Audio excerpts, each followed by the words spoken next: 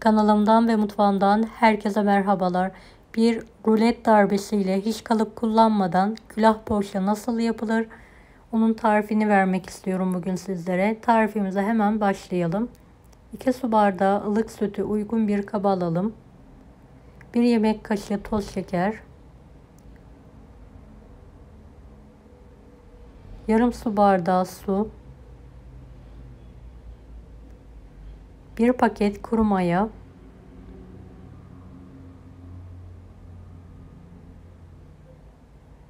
1 su bardağı un.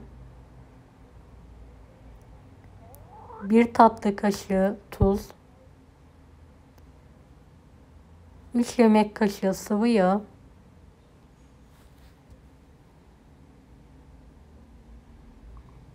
1 adet yumurta ve kalan unu azar azar ekleyerek orta yumuşaklıkta bir hamur yoğuralım. Toplamda 6,5 su bardağına yakın un kullandım.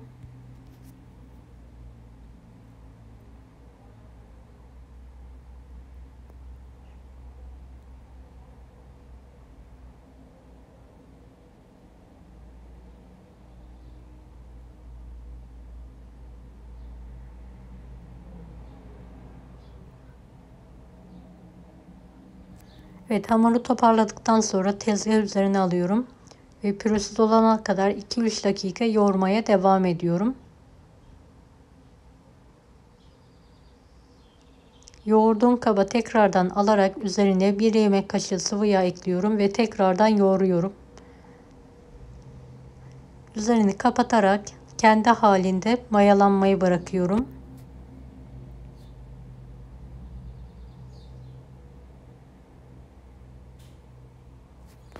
Evet, mayalanan hamurun havasını alarak tekrardan yoğuruyorum.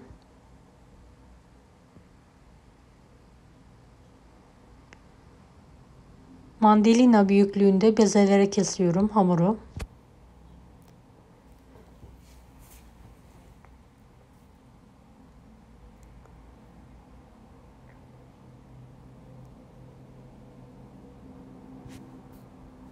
Bezeleri yuvarlayarak şekil veriyorum.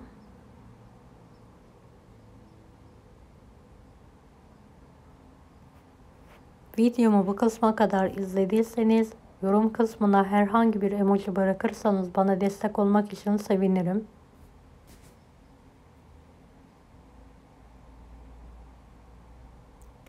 Bezelediğim hamurları tezgah üzerine alıyorum. Çok az un serperek orta incelikte yuvarlak bir hamur açıyorum.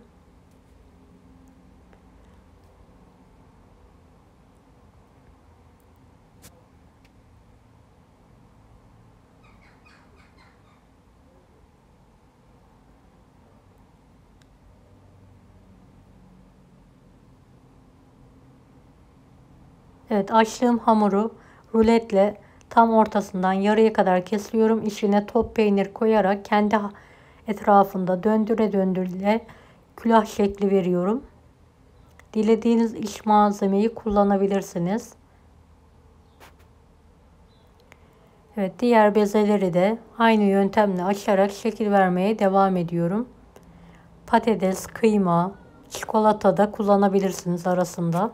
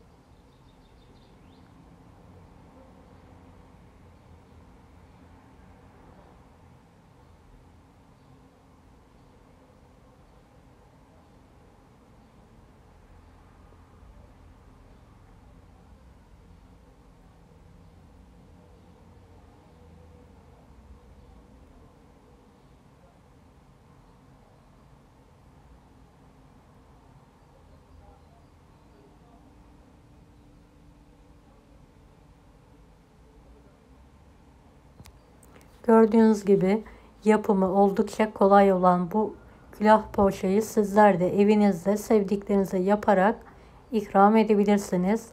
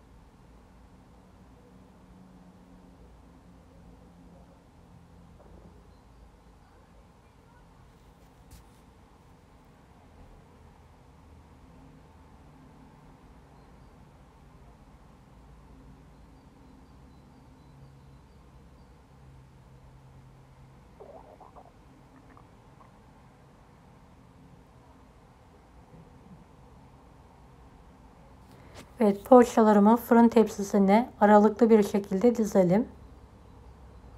Bu ölçülerden 2 tepsi poğaça çıkıyor.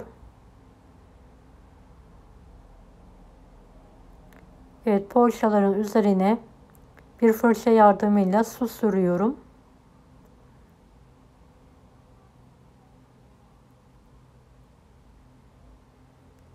Üzerine susam veya çörek otu serpebilirsiniz.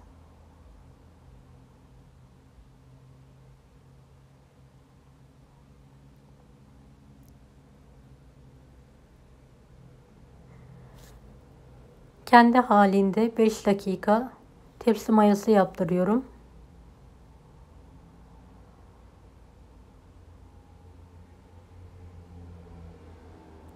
Fırınımı önceden 170 dereceli alt üst fırına ayarladım. Ve poğaçamı fırına verdim. Üzeri hafif pembeleşene kadar kızartmayı bırakıyorum. Evet, gördüğünüz gibi üzeri pembeleşti. Fırından çıkartıyorum hemen. Evet, çok güzel kabardılar. Rengi de harika oldu. Yumuşacık. Hiç bekletmeden sıcak sıcak servise hazırlıyorum.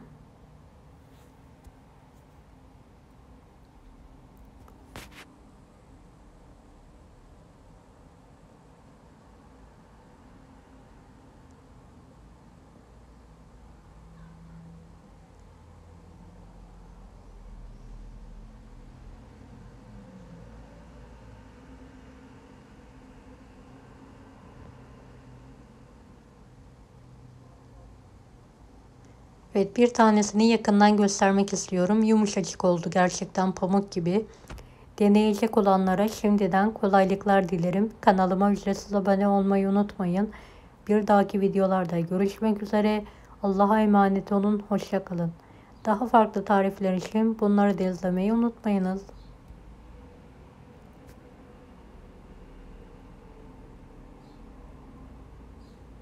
Afiyet şifa olsun herkese.